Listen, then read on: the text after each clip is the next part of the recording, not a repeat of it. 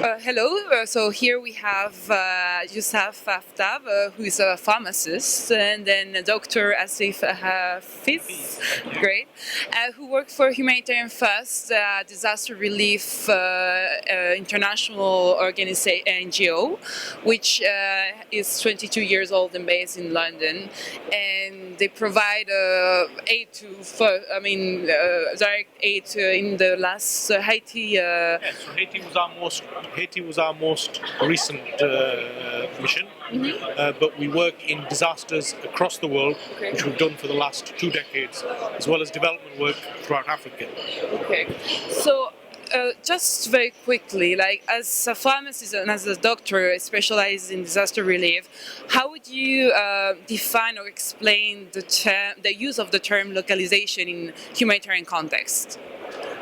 So for me, localization is being able to adapt and be flexible in terms of being able to work with the local actors within an area.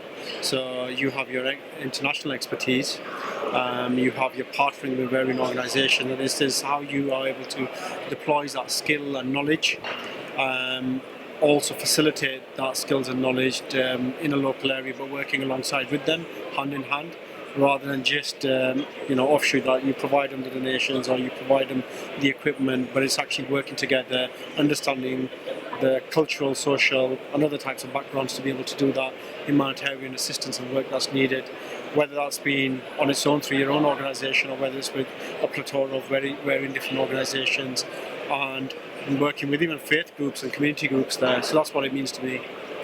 And absolutely, and just following on from what Yousaf has said, you can summarize it in the adage that you give a man a fish and he'll feed his family. You give him a fishing rod, and it's something that's long-term and long-term sustainability. So localization for us essentially is when and how we see it in practice over the last 20 years, is when we're on the ground, we'll work with other organizations, for example, in Haiti at the moment. So WFP had food ready to distribute. They needed a distribution partner. Humanity First had the volunteers on the ground, both local as well as from Canada and the United States. Transport was required. We partnered with the Royal Dutch Navy. So between the three organizations, using all of their individual expertise, we were able to deliver on the ground to families that needed it most. So partnership is essentially one of the guiding principles of localization. One organization cannot do everything. And I also see that for you, localization has a strong link with the humanitarian development nexus, right? If you are saying this essential for the sustainable development afterwards. Absolutely, and that also involves is actually giving people on the ground, empowering them to actually work. Not that we've come from the outside, we've come from the West to give you a solution, and it's our solution imposed on you. No, we are here to work with you to help you implement the solution.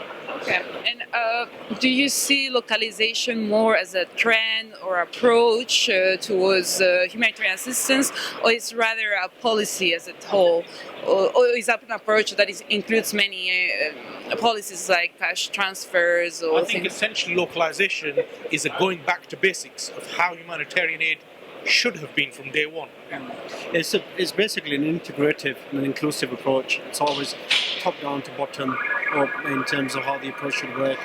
When you have partners from a local level and international level working in harmonization, and that's when you get the best results, because you understand the needs and requirements, what is needed in that part of the country or that community, and then you have the expertise and knowledge from both sides to be able to come to solutions that are going to be sustainable and be able to develop that environment and allow it to blossom going further.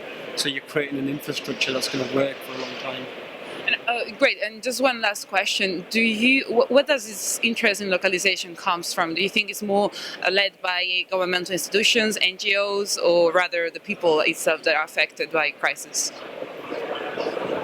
I actually think it boils down to, as humanitarian aid work has developed over the years, people have realized that you can no longer have a top-down solution.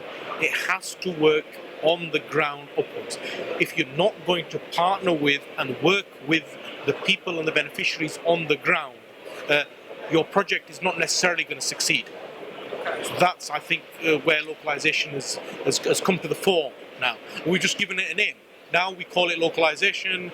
You can call it by a number of names. Yes.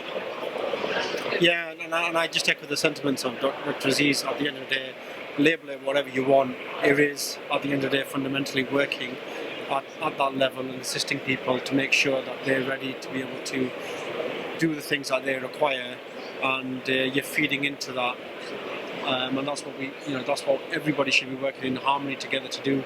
And I think a lot of it worked from, you were saying about, is it from an international perspective, a local perspective? Actually, it's people.